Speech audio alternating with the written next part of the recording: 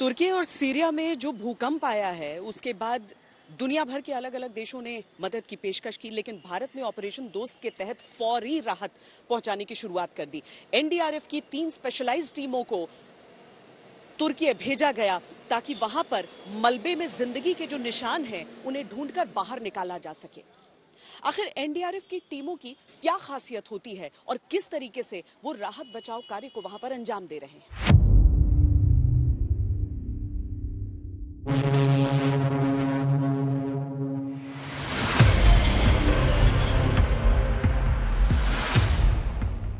न जान की परवाह, न मुश्किल हालात की फिक्र।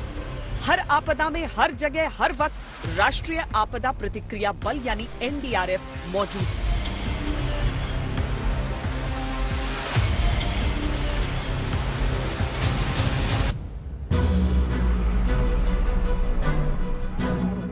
तुर्की और सीरिया के भूकंप में हजारों लोगों की मौत हुई। दुनिया भर के देशों ने मदद के लिए हाथ बढ़ाया। भारत ने अपनी आपदा स्पेशलिस्ट एनडीआरएफ की टीम को ऑपरेशन दोस्त के लिए रवाना किया।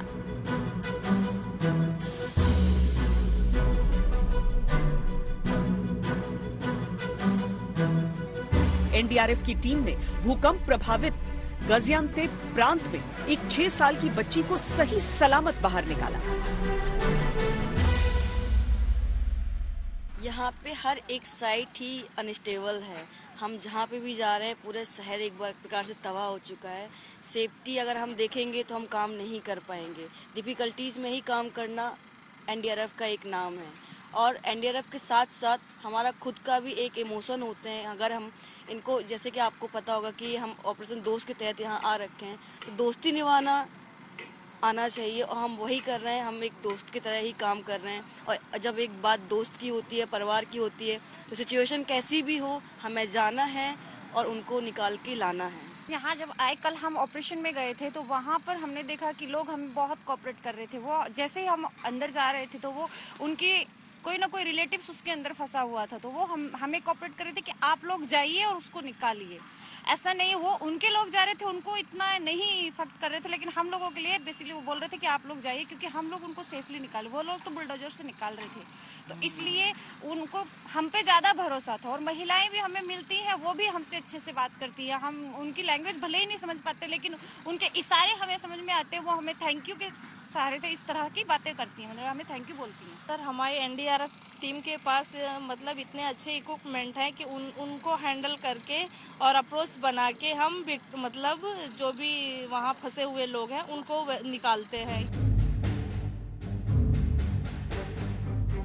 हर जान बचाना जरूरी है। इसी मकसद के साथ माइनस तापमान में इंसानों को बचाने की जद्दोजहद एनडीआरएफ की टीम लगातार कर रही है।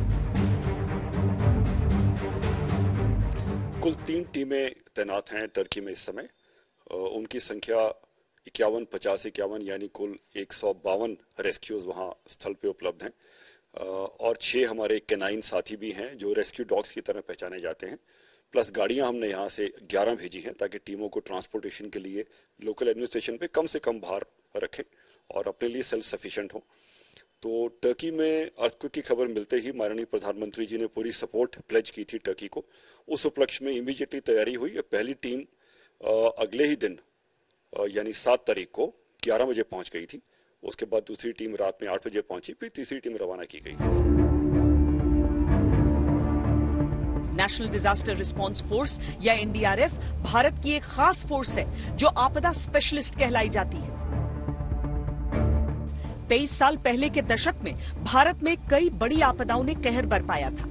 1999 में उड़ीसा में भयंकर चक्रवात, 2001 में गुजरात भूकंप और 2004 में सुनामी का सामना करना पड़ा था। इसके बाद भारत में एक ऐसी फोर्स का गठन किया गया जो ऐसी भयानक प्राकृतिक आपदाओं में तुरंत राहत कार्य को शुरू कर सके। 26 दिसंबर 2005 को डिजास्टर मैनेजमेंट एक्ट के तहत नेशनल डिजास्टर रिस्पांस फोर्स का गठन किया गया। अब ये फोर्स केवल भारत नहीं बल्कि दूसरे देशों में भी मदद के लिए भेजी जाती है। तुर्की में एनडीआरएफ के साथ उनके स्निफर डॉग्स जूली और रोमियो भी गए हैं। भूकंप जैसी आपदाओं में स्निफर डॉग्स मददगार साबित होते हैं जो सूंघकर मलबे के नीचे लोगों के मौजूद होने का संकेत देते हैं।